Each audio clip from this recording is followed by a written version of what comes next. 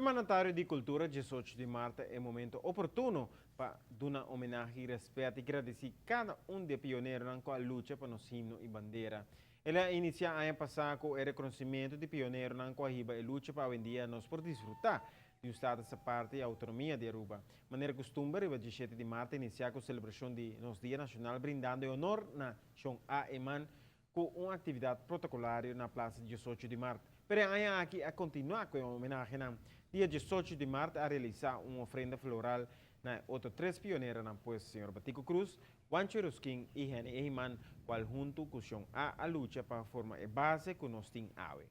Uma luta que segura unificar nos pueblos com uma só visão e meta.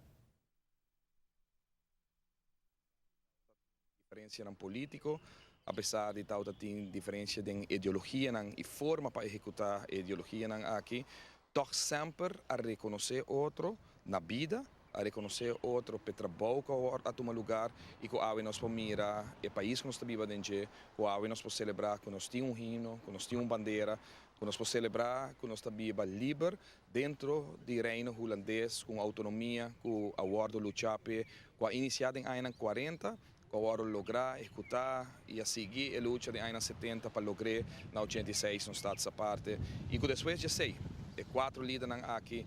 tem vários outros líderes que seguem a Riba de Soroi que nos conhecem. Que me que arriba dia, maneira, nos Dia Nacional,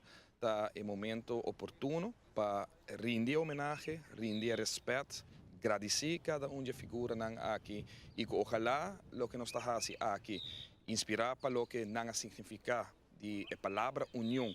de que por continuar com a visão de outro, que por continuar com a determinação de outro, para sobrar o regalo mais bonito e a prova mais grande, está essa parte que nós estamos vivendo hoje em dia, caminho que nós podemos celebrar hoje no himno e bandeira.